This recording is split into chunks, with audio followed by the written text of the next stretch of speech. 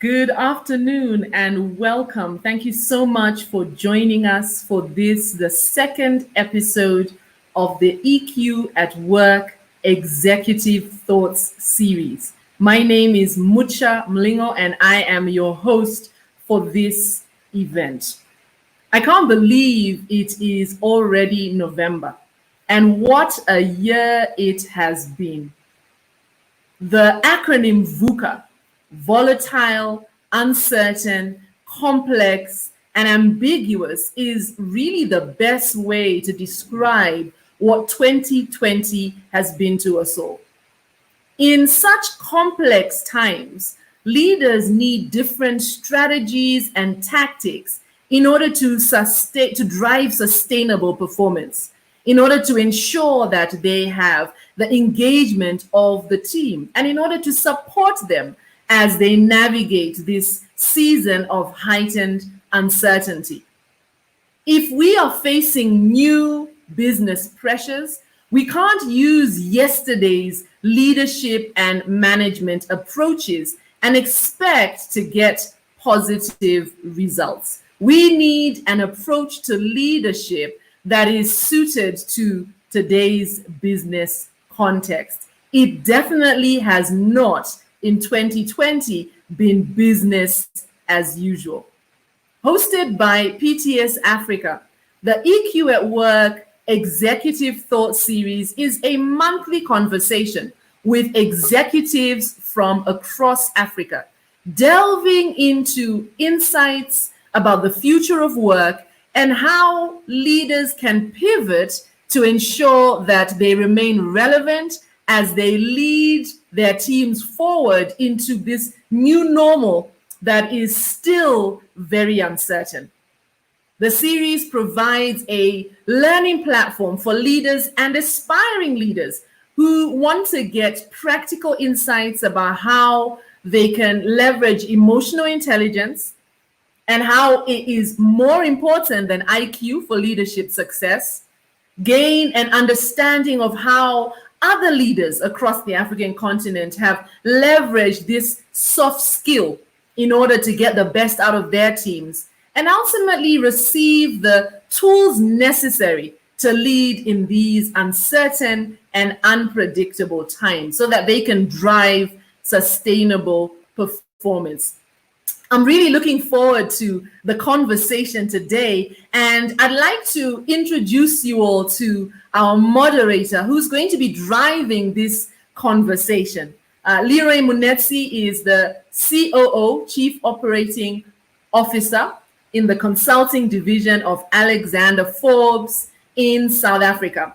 And, beyond his title, he is an individual who is truly passionate about people and figuring out and understanding the intersection of how operations can really support the team to be able to deliver on their goals. So I'd like to bring up Leroy, and for the purpose of this discussion, almost Richard Quest, as we begin this conversation with our guest for today. Leroy, good morning to you. I trust that you are well. Welcome to this second episode of the Executive Thoughts as we explore why emotional intelligence is important for leadership. Good morning and thank you, Mucha. A friendly welcome to the show, if I could say that way, from bright and breezy Johannesburg. It's not as bright a day as we would like, but it's still a happy day. We actually woke up to some massive showers of rain, which give us a bright, fresh energy this morning. So greetings from down here in Johannesburg. Thank you so much for being with us. I'm going to hand over to you at this point, and I am really looking forward to the conversation that you're going to have with our guest today. I know that those who are, streaming in and watching will really find the conversation enlightening, both as leaders themselves and as aspiring leaders. Absolutely. And thank you, Mucha, for the opportunity as always. And a big welcome to everyone else who's joined us from, I guess, anywhere on the planet. And hopefully a lot more of us are starting to get familiar with this and take part in this conversation. A very, very special welcome to our guest for today. We've got an auspicious guest who's joining us from Nairobi, Kenya, Emmanuel Mutuma. Emmanuel Mutuma is the Chief Executive Officer of a business called Brighter Monday. And Emmanuel Mutuma, someone who grew up in Kenya, someone who I noticed from his profile, did some of his studies out on the coast in Mombasa, but has had the opportunity to work, I guess, in the global village. Someone who has a passion for the digital environment, the technology environment, and works with an energetic group of people at his organization. And I won't take too much time trying to say some of the things about him or his organization. We'll let that come out through the conversation that we'll have. But a very, very hearty welcome to you, Emmanuel. How are you doing this morning? I'm doing well, Leroy. Thank you so much. Glad to be here in the whole PTS Africa team. They've been an exciting team that I've worked with for many, many years, and I'm glad to be part of this forum. Looking forward. Great, great, great. And as Mucha has outlined, she is our boss, and she is the woman behind the vision of PTS Africa. And I know she's for many years been aspiring to get more of us on the African continent to be a lot more EQ savvy. And I think EQ is one of those things that for many years was understated in its contribution towards our personal success, to our organizational success, and I would like to say to our continental success, due to whatever challenges or obstacles we may have had to endure in the past as individuals and as a continent. I think EQ and more knowledge around EQ gives us an opportunity to move things forward. But nonetheless, we're here to have a conversation about you and your experiences as a individual, as a leader, and as a contributor to our success as a continent. So to get to know you a little bit better, let's start with your personal journey. Could you tell us a little bit about who you are, where you were born, you know, your family dynamics, where you went to school? Just get us to know the young Emmanuel that didn't have as many beards as he does now, or as much beard as he has now. Cool. I think I'm the same person. I think the only difference now is that I have a beard. Having said that, so I'm Emmanuel. I'm the CEO of Brighter Monday currently, and for me, it's always been an interesting journey.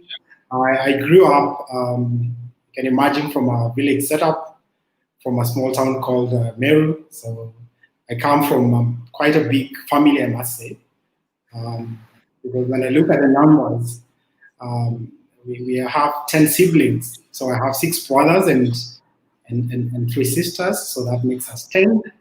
Yes, you can imagine. That's almost a whole soccer team from one mother and one father. So I really a big respect to all the African parents out there to have raised quite such a big family. But for me, I think my learnings as a leader started in such a setup because, as you can see, from a family of 10, I'm the last one. So privileged to be the baby in the house. So which makes you feel a bit special because you have all these layers of people who are taking care of you. But I think that's where you start nurturing, especially communication skills. You know, you can imagine they are layered, you know, siblings based on year. So there are groupings in such a family where, you know, you have someone born in the 60s or early 70s, someone born in the 80s like me, so you can make a calculation of what my age. But for me, really growing up in such a setup brings a lot of valuable learnings about growing up in a complex setup. It was still a very simple family. So I went to school in Meru. I did Consolata school and Meru school for the better part. So really limited traveling for me, and I started, you know, going out to the bigger cities like Nairobi and Mombasa much later for the biggest time. And I don't know really where to stop, I think, in this from an introduction point of view. But yeah, I think in a nutshell, humble background, and here I am. Great, great.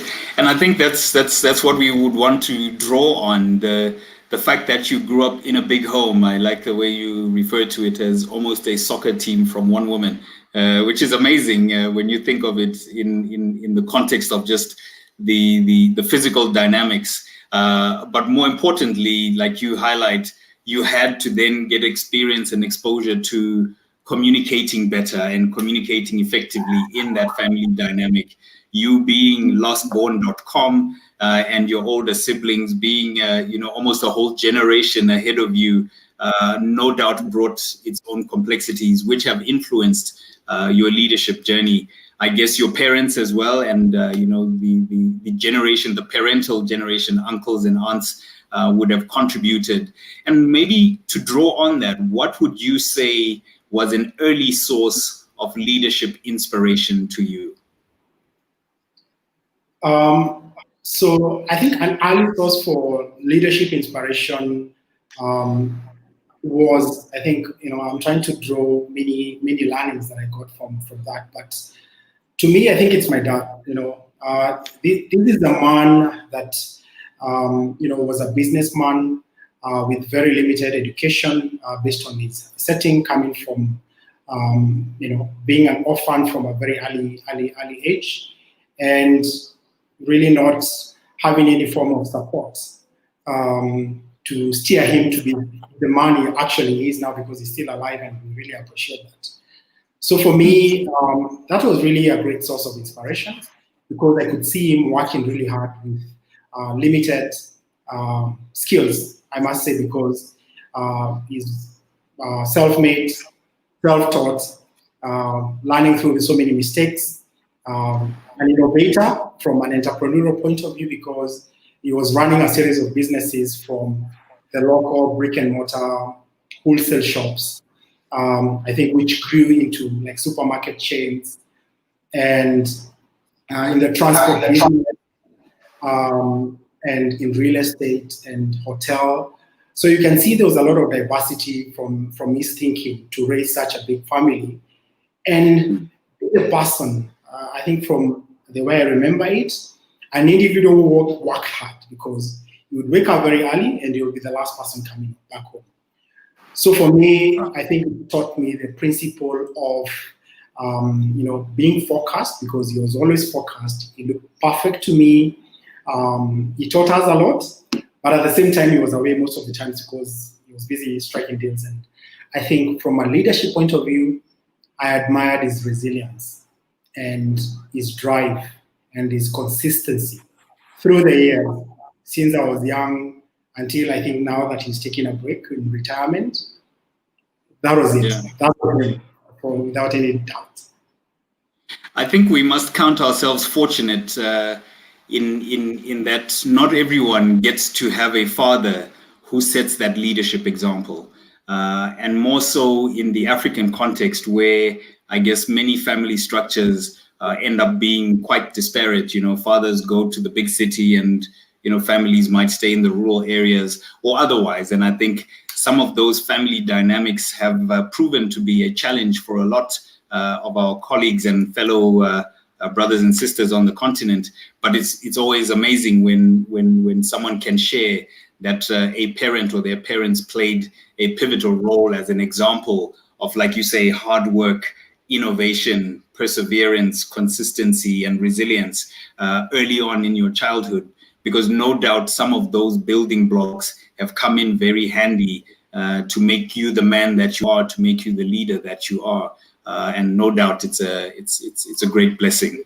And maybe we'll use that as a great segue to pivot to your professional career. And like you said, you grew up in Meru, you got exposure to Mombasa at some point, and progressively, then now live in Nairobi. But no doubt your lens has continued to widen as you saw more and more of the world. But in terms of your professional career, having done your studies and identified what you were interested in, what would you, if you reflect on some of the decisions that you made early on in your career, what would you say was a pivotal point in deciding on your professional career? What was the what that took you there, or the who that took you there from a professional career point of view? So from a professional point of view, first of all, as I said, I think from the who is the setup that I grew in, and that was really my dad. But I think from a professional point of view, because to me, with lack of proper education, because I think he really had to find his way into business to survive, as it tells me. With that, many things, and he became a good businessman from learning, making mistakes, meeting people, having the right networks, using his intelligence to make the right decisions, and hope that things are going to span out well. So there's an inspiration from that. But I think from a professional point of view, to the career that I have now, which set the foot, it's more about the what, because such an environment, a vibrant environment, juggling multiple businesses. One of the things I think that stood out to me was the opportunities, because what I saw is lack, because I could observe, like in the supermarket lines, lack of proper systems to manage inventory, to provide the right products at the right time, using technology as an enabler to perform more complex tasks. It lacked that. The whole system lacked that. And from what I felt, it would be more of a gut feeling for him to make decisions.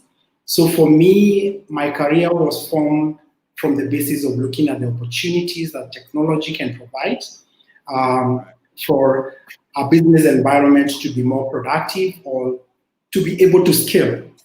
Because as you can see now, I think in Kenya, there's all these movements around supermarket chains, and I observed this because I grew up in a family where we had early stage supermarkets, and for me, they're the same mistakes that have been done now currently.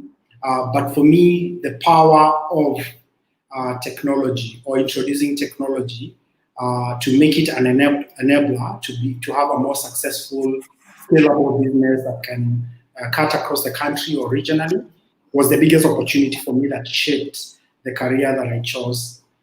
The environment that I'm in now is based on the learnings I think I picked from such an early stage. So you had an interest in technology from an early stage in your life? No, I'm saying it's more about the opportunity. Yeah, right. Because what works is technology to help the business to enable. Right. So for me, I look at that as an opportunity, and that's what sparked the interest in me to start studying and learning what digital solutions have to offer in the current world. Right. So that's interesting, because in some cases, and to contrast your journey with someone else's journey, someone may have had that interest in technology and tinkered around with gadgets at an early stage, but your path was slightly different in that through your exposure to complexity, businesses, and diversity, you saw the opportunity, and technology then played a role in sparking that interest, which then crafted or at least charted your career. Wow, that's an interesting perspective. And I guess then, to look at that, because, we sometimes underestimate the influences of the things around us and our ability to spot opportunities. And you are highlighting how you were able to spot that opportunity and then build off that to drive what you now do. And maybe could I ask you to share a little bit of what Brighter Monday is about? There could be a few of us out on here on this line who don't know much about Brighter Monday. Could you tell us a bit about Brighter Monday as we continue the conversation? Cool. I think that's okay. So Brighter Monday is a technology-powered recruitment company. So what we do very passionately is that we provide the ecosystem that connects and matches talent and opportunities in our markets, because we're not only in Kenya, but actually in sub-Saharan Africa.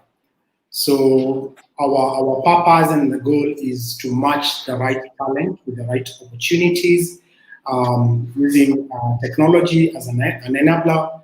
And for us, passionately, we speak to thousands of employers in the market who are looking for the right team to steer their productivity within the organizations. And on the other side, we engage with job seekers or candidates or professionals who are looking for opportunities to better their lives.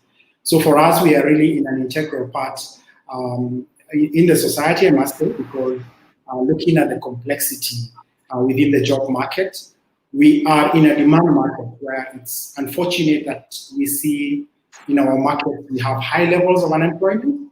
So, and talking about Kenya and Africa, we are a young population, and most of the people that are affected on these are young people. So for us, we find innovative ways to engage with professionals who are looking for opportunities, as we speak with our partners who are employers to bring opportunities that make that connection. So for us, we are a connector, we are an enabler. We use tech because we work with diverse companies, from micro companies to small, medium, to corporates and government. And you can imagine that's already a really huge size of the market. But for us, the perfect space is that we use technology to do this.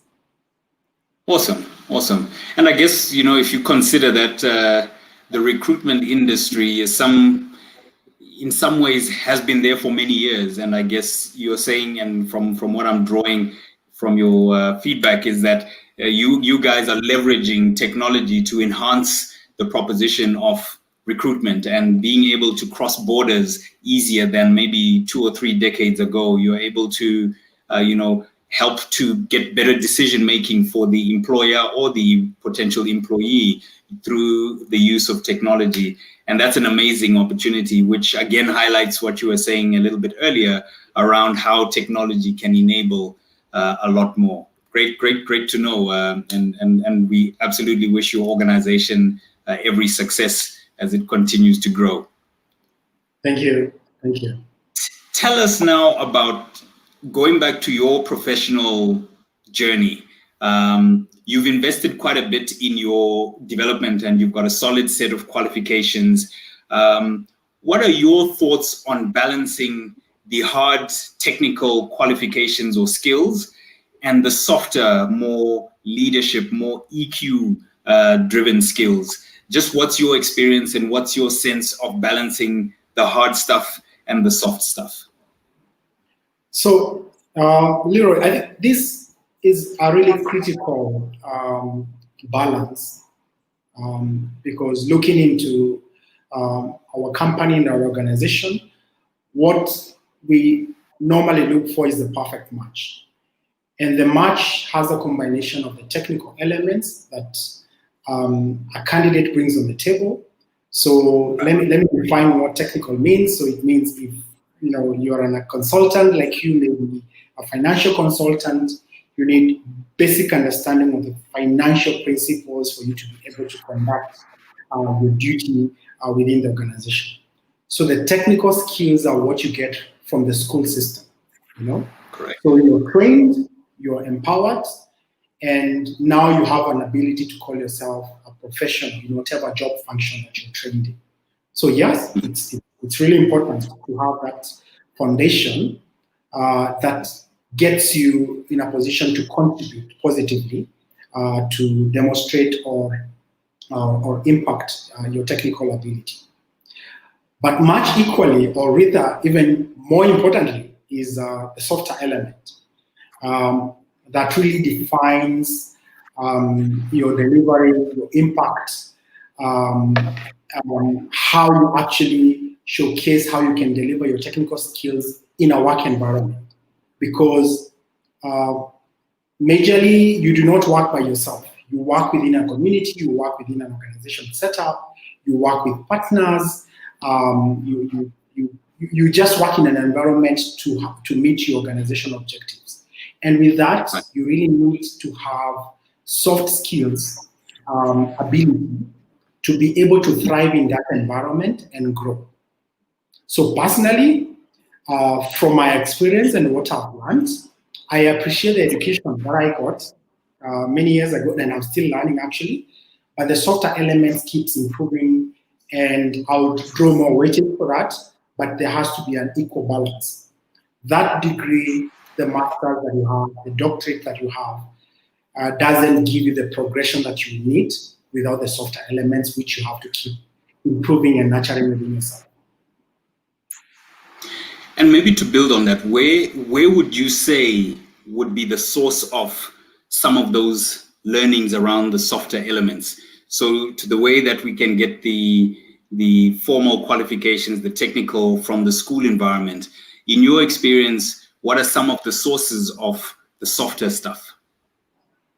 So you get them from the environment that you're in, and from the beginning, from the time that you, as I was sharing with you, being observant in the family system, what really works, how can you relate in any environment that you're in, how can you communicate and what do you want out of it?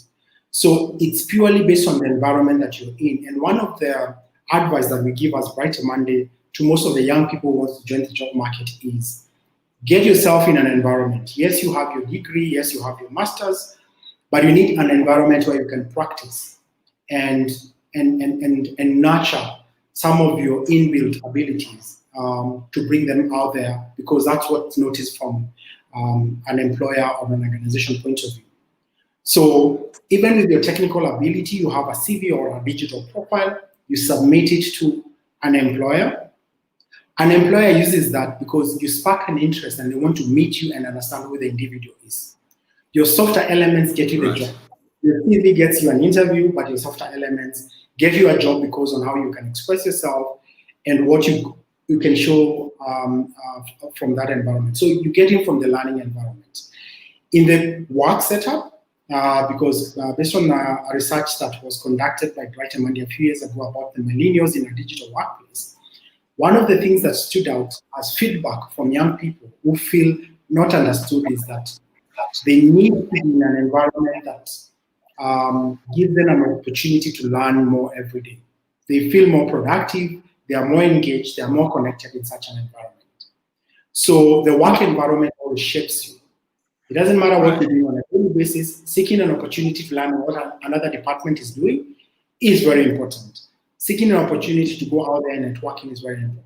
So it's the basic environment that you're in that improves your capability. But apart from that, I know I've worked with PTS and such like-minded people like Mucha, and I've actually been there joining my all-staff training sessions to understand the power of emotional intelligence in terms of how it helps us improve our productivity. And they've been quite engaging sessions. Nothing like I've never learned before in my education sector. I like how you almost compartmentalize it to say, in the formal learning environment, you learn those skills, you learn your professional qualifications come from that formal setting. But outside of that, your environment is your teacher for all of these other softer skills. And you started by saying in the home environment, you learned different things around, communication with multiple people. You learned about dealing with complexity, maybe jockeying for visibility in the big family. And you could progressively look at other opportunities outside of the classroom, if I could call it, where you let some of those in church, to in different activities that you would be involved in. I think you're so spot on to talk about how the environment presents opportunities for you to learn, and more importantly, to learn those softer skills which get you the job, as you put. The CV will get you to the interview, but the softer skills and your ability to be relevant, to engage, to connect, that's what could be the difference between getting the job or not getting the job. That's really profound. That's really profound, Emmanuel. And I guess then in your journey, and you didn't give away your age by saying you were born in the 80s, but You're no doubt slightly younger than me. I can just observe by the color of your beard. What would you say? What would you say? You know, from a leadership point of view, we no doubt know that sometimes we drop the ball, and no one is perfect. What would you say, if you are comfortable to share with us, has been one of those mistakes that taught you an important lesson on your leadership journey? We'd like to kind of get a sense of your ability to learn from mistakes. If you could share one mistake and what you learned from that. I think, Leroy, there are really many mistakes within any journey, and I always share this with the team. I tell them, do not repeat my mistake. This is what I did, and I really couldn't take that path given an opportunity. But I think the beauty for leadership mistakes is that they form a foundation of learning. You only learn through mistakes, and you shouldn't shy away. And I think the best advice I ever had is, you should just wake up and dust yourself and focus on the next item, because as I've mentioned, it's a learning curve. You're always learning within the environment. But for me, I think it goes with the leadership style.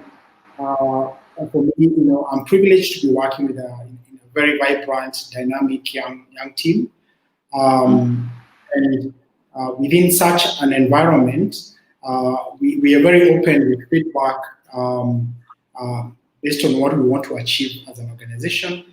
And from a style point of view, I think I'm a person who's more empathetic with the situation. So I really try to understand, and I put myself in someone's shoes. What are they going through? What can I do to help? How can we make this better? So empathy and being relational is a way that helps me get more productivity from my team, and actually even beyond, because you can only be one person, and I use the same principle at home. The person I am at home with my family is the same person that I am within my work environment. But when you are empathetic with the situation all the times, I think there's a very thin line between being empathetic and undecisive, because you're always putting yourself in someone's shoes, and you want the best out of them, for lack of a better word. And in such an environment, and I've seen this in many times, that there are people who take advantage of that and maybe see it as a weakness, rather than appreciate the environment that they've been given to be more productive. So I think for me, I've seen it again and again. And I think it has transpired in many examples. I think that's very interesting, the way you've then brought it round to elements such as empathy, and I think that's such a key one. And I'm fascinated by the way you say there's a fine balance between being empathetic and being indecisive, because at some level, the empathy could get to a point where it's actually quite negative. And I guess, like you're saying, learning from our mistakes, there's nowhere that you would go to get the right calibration or the right specs or the standard operating procedure around empathy. And it just comes with time, with maturity and exposure for you to be able to get that right balance. And I guess that's it. Those are the lessons that we get from our leadership journey.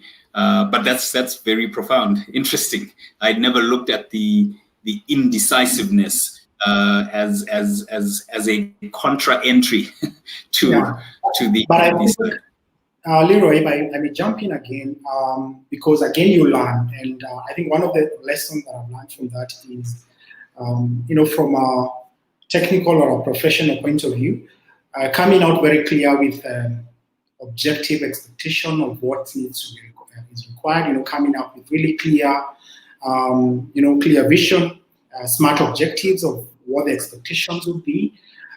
Resolves, the situation, because we can separate being empathetic with the results that are expected from you. So that has shaped in a way that it's really very clear, as much as mistakes that I've seen from a family setup and a professional setup, coming up with clear expectations, separate that conversation. And I think that was the beauty of such a planning. Wow, wow. No, thanks for sharing that. That's really, really insightful. And I guess it does line up very nicely with our conversation, where we are looking at some of those softer elements, or the stuff that's not taught to you in school. And building on those elements, because no doubt those could be really, really critical in anyone's leadership journey. If we look at the year 2020, and no doubt this year has been characterized by unprecedented dynamics, what would you say is your greatest leadership learning or leadership lesson from 2020? So 2020 has been, quite an year, I think, for all of us. I think not just, now we can share the same example as you sit down south in Johannesburg, Nairobi, all the way up to Europe and the US. We are all experiencing, the really same situation, and we're all against the pandemic, and really no one really planned for this. So I would like to start by saying there's no expert, from a pandemic environment. But how you pivot and how you take learnings and the speed of trying different concepts is very important. And that's why, Brighter Monday recently even released an employer handbook just to help organizations, especially SMEs, with knowledge, because we realized we've worked with many professionals in different layers, and we came up with like a toolkit to guide them in such an environment. And I'm so happy to share, because there are so many learnings we pick from curated experts, thoughts from different experts. But for me, I think from a learning point of view, is I think what I started by sharing earlier, which is creating a strong culture, and the culture of, if you create a culture of accountability within the team, then really it doesn't matter where they're working from. But the goal is quite clear, that we are in a culture of, a productive environment. So creating that culture and visualizing to the team it's really very important, because the dynamics of the pandemic keep changing. We have these restrictions, so we have to adhere. The next day, this is released, and we have to do something else as we try to resolve it. But one thing that doesn't change from an organization point of view is your culture, where people, whenever they are, they can actually be productive. I found myself working from my village, for a few weeks, and having the same levels of productivity. So it doesn't matter where I'm working from. I'll still have an engagement like this, and I'll still be productive. I think the second thing is connects with the culture and accountability is, I think, focusing on the customer. For us, we've always tried as much as possible to think about, and that's why I use this word again, being empathetic with the customers. We know many businesses have been affected. They were facing many challenges. They were cash strained. So what we reviewed from that is that we have the technology, we have an environment that we built, and we can offer it. And we launched a campaign which we call the Unity in Adversity, which showed we've been with you before, we are with you now during the pandemic, and we know we'll be with you in the future. So for us, being empathetic with the customers and allowing them to publish their jobs and get the right fit, because what we notice is that some of the organizations will find gaps within the organizations that we never thought about before, but they don't have the money to fill such positions. So for us, we opened our platform for actually more than 6 months for employers to come and utilize for free, and of course we were supporting them as we go ahead. So being customer focused, I think, has been very important. That really doesn't change. You have to focus on the foundation that builds success for the future, and something that doesn't change. So for me, culture and accountability is one, and focusing on the customer experience in another amazing area.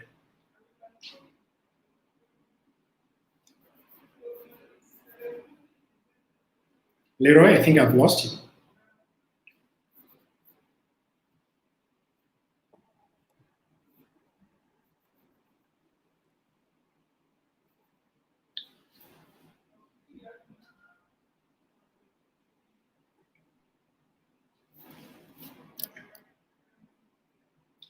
I've lost you, Leroy. I can't hear you.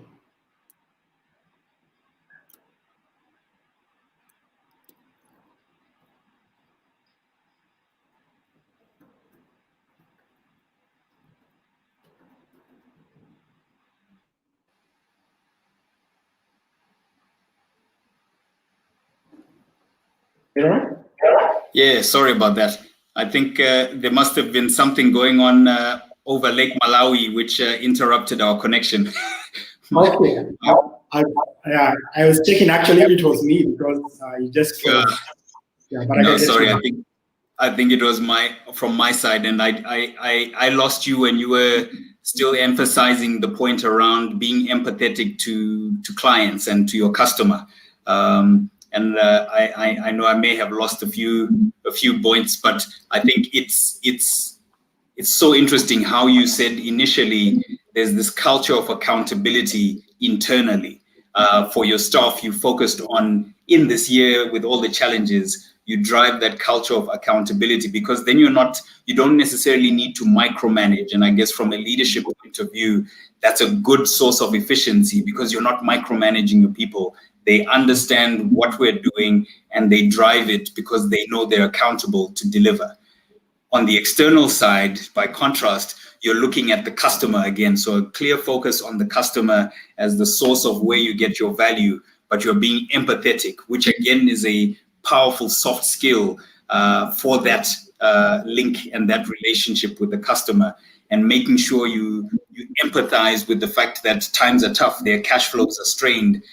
You offer your services for free because you know you've had a relationship for some time, and you build on that equity by giving them the empathy that they need, because in the future that is more likely to be an asset because it's the goodwill that you've invested in the relationship. And I find that quite profound to contrast the two, the internal accountability and the external empathy.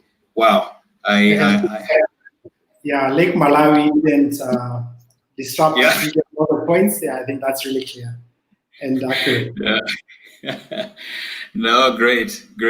And I guess, you in your earlier comments about how we are experiencing the same challenges, and I guess that's one of the phenomenal learnings for us as leaders in 2020. I kind of play back to, call it 100 years ago during the Spanish flu.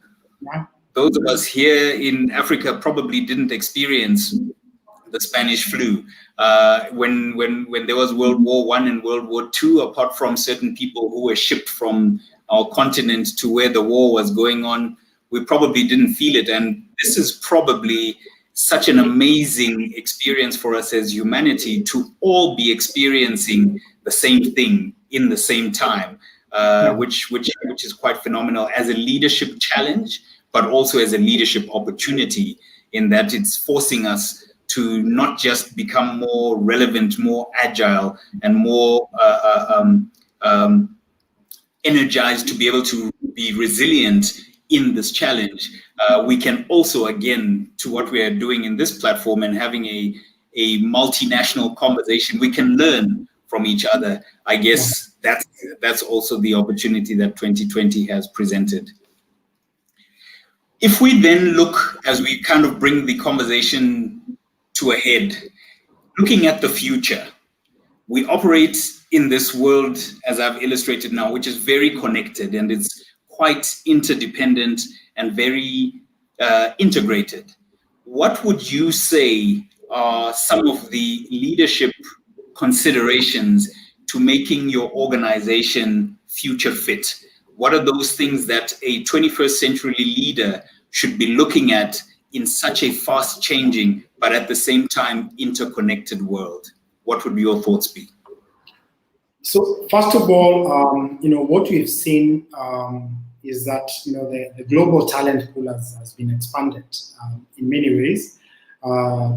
As you can see, we have found ourselves in a situation where we've been forced to work with people who are not within the same demographic from a regional representation point of view. And that on itself opens various dynamics about the global talent pool.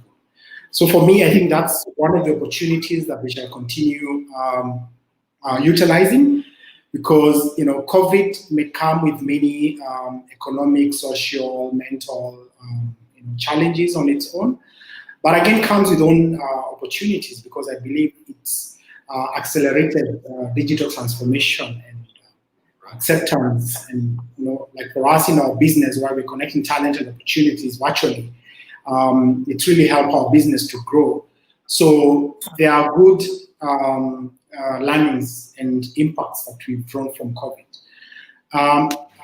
But apart from that, the other learning, now that we have such a global pandemic affecting us, I think change management is it's a topic that now we need to take very seriously. And the reason is that you can't really predict. Even from a short-term strategy point of view, everything has been disrupted. And the ability to know how to shift and provide the right solutions to consumers, consumer behavior is changing, and quite a number of dynamics are changing. Change management is very critical. So if you had a brick and mortar shop, you're delivering, or you used to have people visiting your shop, then you're forced to sell your solutions digitally. And that on itself changes the structure from a people point of view, from a process point of view, and many other things. So change management is very important in this 21st century. The second thing is that we know, we've always been talking about automation, the big terms about artificial intelligence and blockchain and good technology and big data. We're in that environment now. It's not the future, it's now, because we are forced to interact with our users digitally using different solutions, and understanding user dynamics and technology is a pivotal point to help you connect with your consumers in many ways. So that's really critical. Then the third thing, very important, is people. Having the right team, the right place, and giving them the environment to be productive within the changing environment. So very critical to listen, understand, get a connection, have the right people in the back to drive change within organizations. Wow, I think that's spot on. In my experience as well, that is a critical success factor, listening, and we take it for granted in many cases. And even when you go back to your example earlier on about being empathetic with your clients or with your customers, again, it talks to listening as a key skill to then be able to meet your clients or meet your customer where it matters the most. But I guess to bring your thread around the 21st century leader needing to make sure that you are change savvy, you're open to change, because change it's inevitable. Change is the only constant. There's always going to be change, and making sure that you take advantage of the digital assets that are now around us, because we've now evolved. It's no longer, down the line, we will have artificial intelligence, we will have blockchain, and so it's now. We have these digital assets at our disposal, and that's the future that has already manifested. And the last point around people, absolutely critical again, to make sure that you take your people along with you, because no doubt without them, your organization won't be the same. We will always need the human element in our organizations. Great, man. I think as a last question, which builds off a very, very interesting conversation, we started all the way out in Meru, and even stopped by Lake Malawi where the connection wasn't quite working. But I think it's been a very inspiring conversation around your early learnings and dealing with complexity, and how you've applied some of the softer skills that you've learned in the environments that you've been exposed to later on in your life, and how you're making decisions to deal with both your team in your organization, deal with your clients in a challenging year that all of us have been operating in. And I guess then if we reflect on those learnings and we look at our continent and say, we have so much potential, as a continent. And there is always this conversation about, we've got a younger population and, an innovative culture within us. What would you say the role of EQ could play, or the role of EQ could be in helping leaders to untap the potential of Africa? I'd be curious to hear what your thoughts would be around the role of EQ in helping us to untap the potential of Africa. Thank you for that question. I think, I have my personal thoughts, but again, I can't really separate it with what I do on a daily basis with Brighter Monday, because as we match talent, there are two elements we look at that we mentioned earlier, which are the technical skills and the softer elements. So EQ touches on the softer element, which is like being self-aware, being motivated, having a positive mindset, having self-drive as an individual to be able to contribute and be productive within the space that you have. One of the challenges we see as Brighter Monday is actually unlocking that and presenting talent for what it is. Because traditionally as Africa, when it comes to recruitment, we look at traditional ways of hiring, where it goes by, this is a job description, you need to have worked with this industry, you need this number of years of experience, and you need like 15 years of experience for you to be able to do this job.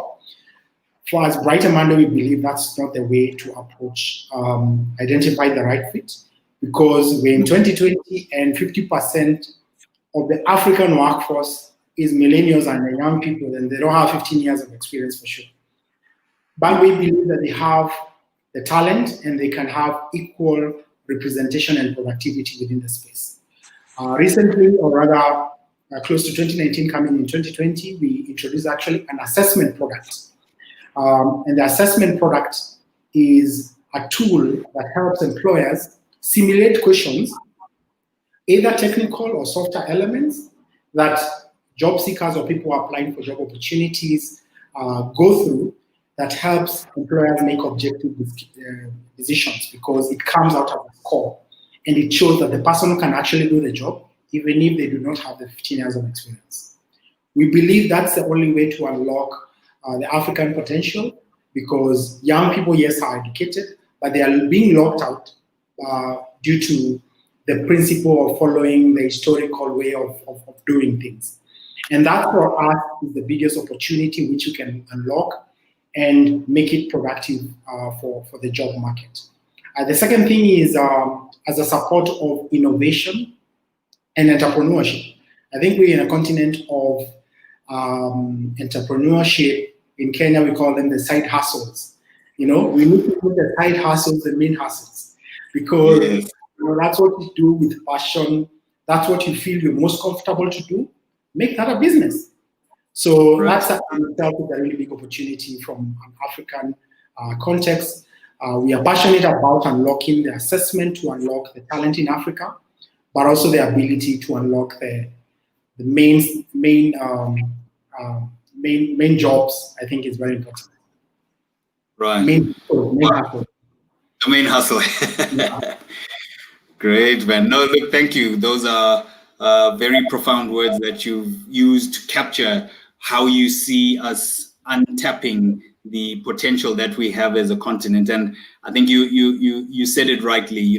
There's so much more to what we have as a people beyond the talent. It's not just the papers, it's not just the qualifications, it's not just the experience. There's so much more to it. There's that resilience, there's that innovation, and there's that passion that we can tap into. And it's great to hear that organizations like Brighter Monday are working, or at least thinking about how best to support that journey for our success transformation as a continent.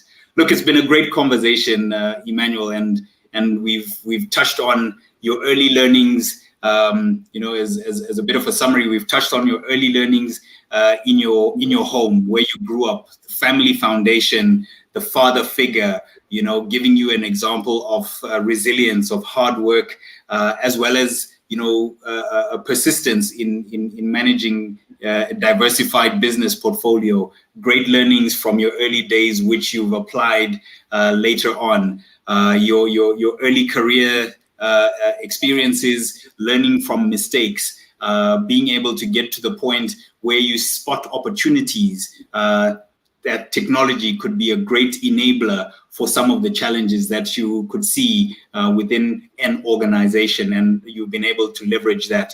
But very importantly, really touching on our theme around EQ and the softer elements, I'll summarize a few of the keywords that you've used: empathy, empathy, empathy. I think that one came out resoundingly strong. And I don't know if it's because it starts with the letter E, which is the same letter that your name starts with, but Emmanuel, the empathetic, I think will be a suitable title for you. But looking at your clients, being empathetic with your clients, internally maybe, again, with your staff and with your people, balancing empathy with indecisiveness, I think a very key lesson that you've shared with us. But all of that kind of captured again by a sense and a culture of accountability.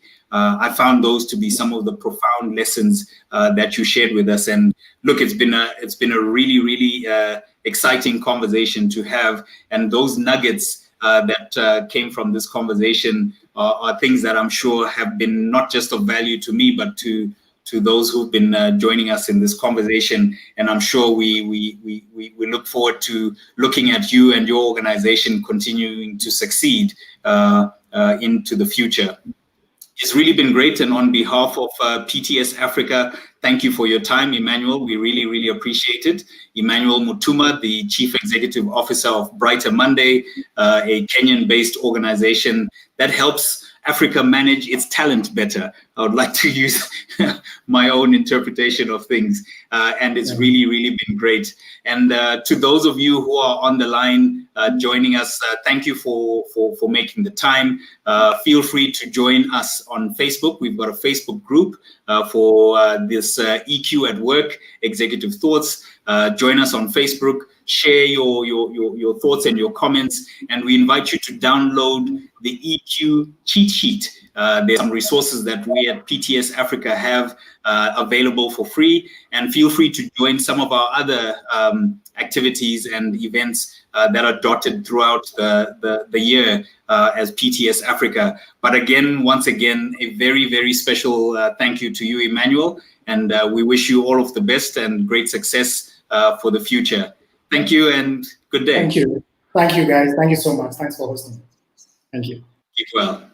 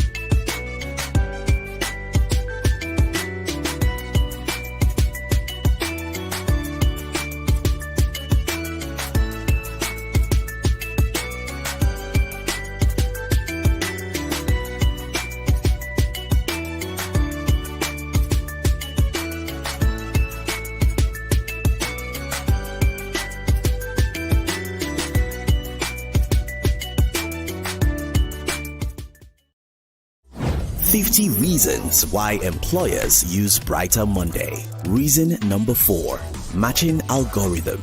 Brighter Monday has a matching algorithm that uses a candidate's profile information and qualitative assessment scores to find the best matching candidates for your role, thereby making it easier for you to pick the best fit. And that's why thousands of employers choose Brighter Monday.